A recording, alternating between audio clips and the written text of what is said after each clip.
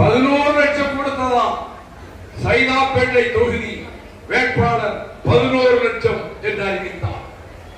அடுத்தவர் பேசுகிற போது சொன்னார், கலை உலகிலேயே ஜொலிக்கின்ற என்னுடைய அருமை நண்பர் நடிகர் எம்.ஜி. ராமச்சந்திரன் பெரும் நிதியை தருவதாக என்னிடம் சொன்னார். நிதி வேண்டாம், உங்கள் முகத்தை காட்டுங்கள், தொகுதிக்கு 30,000 ஓட்டுகள் அதிகமாக கிடைக்கும் என்று அந்த மாநாட்டிலே பேசினார். அது ஒரு வசந்த காலம், திராவிட இயக்கத்தின் பொற்காலம்.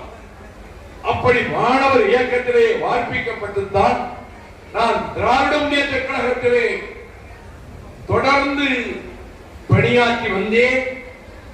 என் பணியை 77 பொது தேர்தலில் திருச்சிக்கு தெற்கே ஒரு இடத்தில் கூட திமுக ஜெயிக்கவில்லை. ஒரே ஒரு தொகுதியில் தான் திமுக ஜெயித்தது. அது என்னுள் நான் பிறந்த ஊரை உள்ளடக்கி இருக்கக்கூடிய சங்கரன் கோவில் சட்டமன்ற தொகுதி. கலைஞர் சொன்னார், தம்பி என்னுடைய பெயரை சொல்லி அவருடைய உழைப்பா இந்த ஒரு வெற்றி தெற்கே திருச்சிக்கு தெற்கே கிடைத்தது என்று குறிப்பிட்டார். 78ஆம் ஆண்டிலே மாநிலங்களவைக்கு அனுப்பினார். 3 முறை தொடர்ந்து மாநிலங்களவைக்கு செல்லுகிற வாய்ப்பை வழங்கினார். நான் திராவிட முன்னேற்ற கழகத்தின் லட்சியங்களை கொள்கிறேன். தமிழர்களினுடைய உரிமை குரலை பாய்ந்து வருகிற இந்த ஏகாதிபத்தியத்தை தடுக்கின்ற அரணாக இருக்கின்ற திராவிட இயக்க கோட்பாடுகளை நான் நாடாளுமன்ற மாநிலங்களவையிலே எண்ணற்ற முறை பேசியிருக்கிறேன். கடும் எதிர்ப்புகளுக்கு மத்தியில் டாக்டர் கலைஞர் அவர்களை உச்சி மேல் வைத்து வச்சு அந்த தலைவருக்கு புகழாரம் சூட்டி இருக்கின்றேன். அவர் மீது உளி வீசுவதற்கு ஒருவர் முயன்று ராதாபுரத்திலே அவரை குறிபார்த்து உளி வீசினார். உளி பாய்ந்து மின்னல் வேகத்தில் வந்தது. அந்த வேரில் வழக்கமாக கலைஞருக்கு முன்னால் ஓட்டுநருக்கு பக்கத்திலே உட்கார்ந்து இருக்கிறாராம். ஒன்றை வீசுகிறானே ஒரு கயவன் என்று எண்ணி பார்க்கிற போது அது ஓட்டுநர் இருக்கக்கூடிய கண்ணாடியை துளைத்துக் கொண்டு அந்த உளி கலைஞரின் நெற்றியை நோக்கி பாய்ந்து வந்தது. ஒரு அனிச்சை செயல்.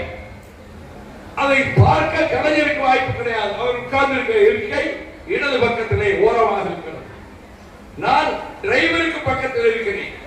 நான் பார்த்து விட்டேன் ஒருவர் ஏதோ வீசுகிறான் என்று. கலைஞர் பார்ப்பதற்கு வாய்ப்பில்லை. ஆனால் உளி அந்த கண்ணாடியை துளைக்கின்ற சத்தத்தோடு வர அதே வினாடியில் வேகமாக கீழே குனிந்தார்.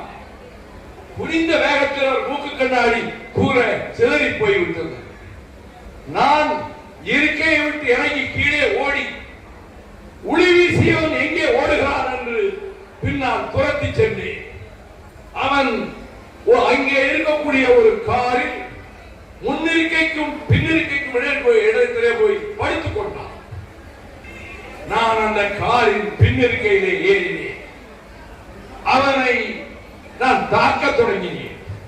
போலீஸ் அதிகாரிகள் வந்து ஏதாவது உயிராபத்து ஏற்பட்டுவிடும் என்று என்னை 2 கரங்களை பற்றி வெளியே எடுத்துவிட்டு அவனை கைது செய்தான். நான் திரும்ப வந்து கலைஞரை பார்த்து எப்படி நீங்கள் புரிந்தீர்கள் என்று கேட்டேன். எனக்கே தெரியலப்பா, அனிச்சை செயல், இதற்கு விளக்கம் கண்டுபிடிக்க முடியாது. உளி உள்ளே நுழைகிற அதே வேளையில் அது கண்ணாடியில் படுகிற சத்தம் கூட காதிப்பதற்காது இவர் வேகமாக கீழே குதித்து விட்டார். மூக்கு கண்ணாடி தூர சிதறி போய்விட்டது. உளி பின்னாலே இரும்பு வலை என்ற காரணத்தால் கண்ணாடி உடைத்து வெளியே போக முடியாமல் பட்டு தெளித்து கீழே கிடந்தது. இது ஒரு சம்பவம். அப்படி அவருக்காக உயிர் கொடுப்பதற்கும் அவர் மீது துரும்புபட்டால் அதை தடுப்பதற்கும் ஒரு மெய்காவலரை போல நான் போராடி கொண்டிருந்தேன். அதனால்தான் புகை வண்டியிலே தொடர் வண்டியிலே அண்ணன் கலைஞர் அவர்களும் துணைவியாரும் அங்கிருந்த ரயில்வே அதிகாரிகள் இந்த பூப்பேய்க்கு வர வேண்டிய மந்திரி வரவில்லை, இதை நீங்கள் பயன்படுத்திக் கொள்ளுங்கள் என்று மதுரை ரயில் நிலையத்திலே அந்த பூப்பே 2 பேர் பயணிக்கக்கூடிய அந்த வகுப்பிலே அவர்களை அமர வைத்தார். நான் வெளியே நின்று கொண்டிருந்தேன். திண்டுக்கல் வந்தது. ரயில்வே அதிகாரிகள் ஓடி வந்தார்கள். சார், ஒரு பிரச்சனை ஆகி போச்சு. என்ன பிரச்சனை? வரமாட்டார் என்று பயணத்தை ரத்து செய்த அமைச்சர் இப்ப வந்திருக்கிறார். வந்தா என்ன? எனக்கு போட்டதான இந்த கூப்பை அதை காலி செய்து கருணாநிதியை. எதுல 4 பேர்த்து இருக்கு, அதுல ஒரே ஒரு பேர்த்துல தான் மேல் தட்டுல ஒருவர் படுத்து தூக்கி கொண்டிருக்கிறார். 3 பேர்த்து, அதுவும் ஏசி ஃபர்ஸ்ட் கிளாஸ். அது 3 பேர்த்து இருக்கு. அமைச்சர் அதுல போய் பயணிக்கலாமே இது போய் சொன்னார்கள் அதிகாரிகள். அதெல்லாம் முடியாது. கருணாநிதி மனைவியும் அங்கிருந்து வெளியேற்றுங்க. எனக்கு தனிமை வேண்டி இருக்கிறது. தனிமை வேண்டும் என்றால் இந்த அங்க ஒருவர் இருக்கிறார். 4 பேர்த்துல ஒரு பேர்த்துல ஒருத்தர் படுத்து கிடக்கிறார். நான் போக முடியாது. என்ன செய்வது? அந்த மேற்கட்டிலே படுத்து தூக்கி போட்டிருந்த ஒருவரை போய் தட்டி எழுப்பினேன். அவர் விழித்து பார்த்து, ஏன் என்னை எழுப்புகிறீர்கள் என்று கேட்டார். ஐயா, மன்னிக்க வேண்டும். ஒரு சிக்கலான ஒரு பிரச்சனைக்கு வந்திருக்கு. இந்த நாட்டினுடைய பெரிய தலைவர் முதலமைச்சராக இருந்தார். குடும்பத்தோடு கூப்பிட்டு வந்து கொண்டிருக்கிறார். திடீரென்று மதுரைக்கு வர வேண்டிய மந்திரி வராமல் ரத்து செய்துவிட்டு இப்பொழுது எனக்கு தனிமை வேண்டும் என்று கேட்கிறார். அதுக்கு நான் என்ன செய்ய வேண்டும்? நீங்கள் எனக்கு ஒதுக்கி இருக்கக்கூடிய செகண்ட் கிளாஸ் ஏசி ஸ்லீப்பரிலே என்னுடைய இடத்திலே நீங்கள் போய் பயணம் செய்தால் இந்த மொத்த 4 பேர்த்தரும் காலியாக பிரச்சனை தீர்ந்து விடுகின்றே. மறுவார்த்தை சொல்லவில்லை. அவர் குஜராத்தை சேர்ந்தவர். பெயர் படீல். மகாத்மா காந்தி பிறந்த குஜராத்தை சேர்ந்தவர். கலிபோர்னியாவிலே பெரிய டாக்டராக இருக்கிறார். அவர் மதுரை மீனாட்சி அம்மன் கோயிலை தரிசிக்க வந்து பயணித்துக் கொண்டிருக்கிறார். ஐ ஆம் ஏ டாக்டர் இன் கலிபோர்னியா. எனக்கு ரொம்ப கவலையாக போய்விட்டது. ஒரு பெட்டியை நான் எடுத்துக்கிட்டேன். இன்னொரு பெட்டி அவர் எடுத்துக்கிட்டு பைஜாமா போட்டிருந்தார். ஷூ 2ஐயும் கையில் எடுத்துக்கிட்டு அடுத்த ஏசி ஸ்லீப்பர் எனக்கு ஒதுக்கப்பட்ட அந்த பெர்த்ல போய் அவர் அதை ஏற்றுக்கொண்டார். நான் திரும்ப வந்தேன். ரயில்வே அதிகாரிகளை கூப்பிட்டார். அமைச்சர் கேட்ட தனிமை இப்பொழுது 4 பேர்த்தும் காலியா இருக்கு. அங்க போய் பயணிக்க சொல்லுங்க. ரயில்வே அதிகாரிகள் அமைச்சரிடம் சொன்னார்கள். அதெல்லாம் முடியாது. எனக்கு முதல்ல ஒதுக்கிற கூப்பே தான் வேணும். கருணாநிதி போக சொல்லுங்க. அதிகாரிகள் அங்கிருந்து திரும்ப ஓடி வந்தார். சார், மினிஸ்டர் ரொம்ப பிடிவாதமா இருக்கிறார். அவர் அங்க போக முடியாது. பழைய சிஎம் கலைஞரை அங்க போக சொல்றார். ஐயா, அவர் தனிமை வேணும்னு கேட்டாரு. அங்க இருந்த ஒரு அமெரிக்காவில் டாக்டரை எழுப்பினார். ஏன் பெருத்துக்கு போக சொல்லிட்டேன். இப்ப 4 பேர்த்தையும் காலியா இருக்கு. அவர் கேட்ட தனிமை 2 மடங்குல கிடைச்சிருக்கு. தனிமை எதற்காக வேண்டும்? சில காரியங்களுக்கு தனிமை வேண்டும். மது அருந்துவதற்கு, உள்ள இருந்து குடிப்பதற்கு சிலருக்கு தனிமை தேவைப்படும். இல்ல சார், அவர் பிடிவாதமா இருக்கிறாரா? கூட்டம் கூடிடுச்சு. பிளாட்பாரத்தில் என்ன பிரச்சனை 100 கணக்கிலே கூடிவிட்டார்கள். அந்த கூட்டத்திடம் நடந்ததை சொல்லி இங்க இந்த அமைச்சர் உட்கார்ந்துருக்காரு. அவரை கலைஞர் எந்திரிச்சு போகணும்னு சொல்றாங்க.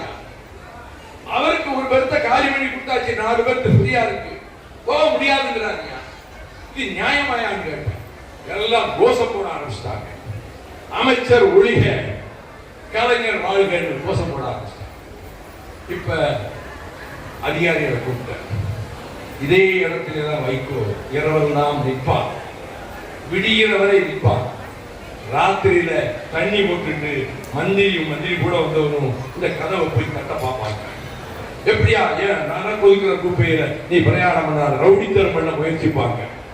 இதே இடத்தில் தான் வைகோ விடிய நிற்பான். கதவை எவன் தட்டினாலும் அவன் கை 2 துண்டாக வெட்டுப்பட்டு கீழே விடும். அவன்கிட்ட போய் சொல்லியிருக்கேன். கூட்டம் கோஷம் போட ஆரம்பிச்சிருச்சு. வேறு வழியின்றி அமைச்சர் 3 பேர் கைது கட்டுறவங்க, 2 பேர் கைது கட்டுறவங்க அந்த போர் பெருத்துக்கு போயிட்டான். இப்பொழுது போலீஸ் இன்ஸ்பெக்டர், எஸ்ஐ, 10 போலீஸ் வேகமா வந்து வண்டி கூட ஏறினாங்க. வண்டி புறப்பட்டுச்சு. இன்ஸ்பெக்டர் என்று சொன்னாரு, சார் நாங்க திண்டுக்கல்ல இருந்து எங்க வீடுகளுக்கு போகலான்னு வந்தோம். இப்ப திடீர்னு எங்களை கூப்பிட்டு அமைச்சருக்கு ஏதாவது ஆபத்து வந்துடக்கூடாது, அந்த இடத்துல வைகோ ஒரு ஆள் நின்றுட்டு இருக்கான், மொத்த போலீஸ் நீங்க வண்டியில் ஏறுங்கன்னு எங்க போலீஸ் இன்ஸ்பெக்டர் எஸ்ஐ எல்லாரும் ஏற்றிட்டாங்க. நாங்களும் விடிய விடிய சாப்பிடாம பயணம் செய்ய வேண்டியிருக்கு. நான் சிரிச்சுக்கிட்டே இருந்தேன். ஒரே ஒரு தேதி திருச்சியிலே, அடுத்த தேதி விழுப்புரத்தில் தொடர்கள் கேள்விப்பட்டு வந்து வாங்கி கொடுத்தாங்க. அந்த வாசலிலேயே நின்று கொண்டிருந்தேன். பொழுது வெடிவதற்கு சற்று முன்பு திண்டிவனத்தை தாண்டிய பிறகு ட்ரெயின் நின்று போச்சு. ஏன் ட்ரெயின் நிற்குதுன்னு கேட்டாங்க. சக்கரம் ஒன்று தண்டவாளத்தில் உரசி நெருப்பு பொறி பறக்கிறதாம். காட் சொல்லிட்டாரு, அதனால ரிப்பேர் பார்க்கறதுக்காக ரயிலை நிறுத்திட்டு வந்தாங்க. என்ன அதிசயம்னா, இந்த மந்திரி உள்ள போய் இருக்கிறாரு, அதுக்கு நேரா கீழே அந்த சக்கரம் சுழலாமல் தண்டவாளத்தில் உரசி நெருப்பு அங்கே பிறந்திருக்கிறது. விசித்திரமான காட்சி. 7 மணிக்கு தான் செங்கல்பட்டுக்கு ட்ரெயின் வந்துச்சு. 6 மணிக்கு வர வேண்டிய ட்ரெயின். வழக்கமாக வர்ற மெய்காப்பாளர் கோபால் வரல, கலைஞருக்கு உதவியாளர் சமூகநாதன் வரல. காப்பி தட்டை கொண்டு வந்த அந்த ஊழியர்களிடம் நான் காப்பி தட்டை வாங்கிக்கிட்டு கதவை தட்டினேன். கதவை தயாரமா தட்டினாங்க. கலைஞர் உள்ள இருந்து சட்டையெல்லாம் துப்பாலாம் போட்டு ரெடியா இருந்தார். நீங்க எங்க வந்தீங்க? ட்ரெயின் நிக்க கூட வந்து நிக்கிறீங்க, எங்க இருந்து வந்தீங்க? ஆனா ராத்திரி எல்லாம் இங்க தானே இருந்தேன். இங்க இருந்தீங்களா? ஏன் நடந்ததை சொல்றேன். ஏன் தம்பி என்கிட்ட சொன்னா, நாங்க 2 பேரும் அந்த 3 பேருக்கு இருக்கிறதுக்கே போயிருக்கோம், அமைச்சர் போயிருக்கோம், நீங்க எதுக்காக விடிய விடிய தூங்காம சாப்பிடாம இங்கேயே காத்திருந்தீங்கன்னு சொல்லி கூறிய போதே அவர் கண்களில் இருந்து கண்ணீர் கன்னத்திலே உருண்டு ஓடியது. ஒரு சத்தியமான நிகழ்ச்சி. இந்த சம்பவங்களை குறிப்பிடுவதற்கு காரணம், இருந்த இயக்கத்தில் உயிரையும் கொடுப்பதற்கு சித்தமாக, தலைவனை காப்பதற்கு எதையும் செய்ய சித்தமாக நான் இருந்தேன் என்பதற்காகத்தான் இந்த 2 சம்பவங்களையும் இங்கே குறிப்பிட்டேன். நான் தூக்கி எறியப்பட்டதற்கு பிறகு, மறுமலர்ச்சி திராவிட முன்னேற்ற கழகம் என்ற அமைப்பை தொடங்கியதற்கு பிறகு எவ்வளவோ சோதனைகளை கடந்து இந்த இயக்கத்தை 32 ஆண்டுகளாக என் தம்பிமார்கள் அண்ணன்மார்களோடு கட்டி காத்து வருகிறோம். எங்கள் இயக்கத்தை வீழ்த்தவே முடியாது. எலெக்ஷன் நாங்கள் ஜெயிக்காம போகலாம், ஆனால் எத்தனையோ பேர் கட்சிகளை ஆரம்பித்து புரட்சி தலைவர் எம்ஜிஆர் ஒருவரை தவிர மற்றவர்களெல்லாம் கட்சிகளை கடை மூடிவிட்டு போய்விட்டார்கள். நாங்கள் 32 ஆண்டுகளாக சரியாத சாயாத குன்றமாக இமயமாக வச்சிரம் வாய்ந்த மரமாக இந்த இயக்கத்தை நாங்கள் கட்டி காத்து வருவதற்கு இங்கே இருக்கிற இந்த மணமகளின் தந்தையாரை போன்ற, ஆபத்து காலத்திலே தோழர்களுக்கு வந்தாரே அவரை போல, இந்த தோழர்களை போல தமிழ்நாடு பூராவில் இருக்கிறார்கள் லட்சக்கணக்கான தோழர்கள். அவர்கள் இந்த இயக்கத்துக்கு நாங்கள் தமிழ்நாட்டு வாழ்வாதாரங்களை காக்க போராடுகிறோம். முல்லை பெரியாரை காக்க போராடி வெற்றி பெற்றோம். நெய்வேலி நிலக்கரி நிறுவனம் வடநாட்டு முதலாளியிடம் போக விடாமல் தடுத்து வெற்றி பெற்றோம். காவிரி மண்டலத்தை பாதுகாக்க பயணம் செய்து மேல்நாட்டுவை எதிர்த்து 2012 போய் போராட்டம் நடத்தியவர் 1000 பேரோடு. வருகிறான் குடைகாரன் ராஜபக்சே சாந்தி கேட்ட போது 4 மாநிலங்களை கடந்து 1000 பேரோடு சென்று, 4 மாகாணங்களை கடந்து 1000 பேரோடு சென்று 3 நாட்கள் அங்கேயே இருந்து போராடி அவன் சாந்திக்குள் நுழைகிறான். அவன் குடும்ப பொம்மைகளை போட்டு கொளுத்தினான். இந்த வரலாறு இந்தியாவிலே எந்த கட்சிக்கும் இருக்க முடியாது. ஒரு மாகாணத்தை கடந்து 4 மாகாணத்தை கடந்து போகிற நெஞ்ச துணிச்சல் மறுமலர்ச்சி திமுக தொண்டனுக்குத்தான் இருந்தது என்பதுதான் அதை நாங்கள் நிறைவேற்றினோம். இவ்வளவு பேசணும்னா அல்ல, வாழ்த்துறை உண்டான்னு கேட்டேன். இல்ல, பொண்ணோட அப்பா கண்டிப்பா வாழ்த்தணும்னு சொல்றாரு. இருக்கிறவங்க எல்லாம் எந்திரிச்சு முதல் வருஷம் போயிட்டாங்க. என்ன நமக்கு தெரியாதவர் என்ன பேசிட போறாரு போகணும்னு போயிட்டாங்க. ஆனா நீங்க யாரும் போக, நீங்களும் 10-20 பேர் எழுந்திருச்சிருந்தா என் பேச்சு அப்பவே நிறுத்தி இருப்பேன். யார் எழுந்தாலும் பேச்சை கேட்க யாரும் தயாராக இல்லாத போது பேசுவது வீண் வேலை என்று பேச்சை நிறுத்திட்டு போய் நான் போயிருப்பேன். நீங்க அமைதியா கேட்டுக்கிட்டு இருக்கிறீங்க. அம்மா தாய்மார்களே, சாப்பாட்டு பந்தி தயாராகத்தான் இருக்கிறது. உட்காருன்னா உட்காருங்க, போகணும்னா போங்க. நான் இந்த மணமக்கள் எதிர்காலத்தில் இந்த திருமண நிகழ்ச்சி வீடியோ பண்ணிட்டு இருக்காங்கல்ல, இந்த வீடியோவை போட்டு பார்ப்பாங்க. தேனிலவு பிடிக்கிற வேளையில் 1 மாசம் 2 மாசம் கழிச்சு பொறுமையா நம்ம கல்யாணம்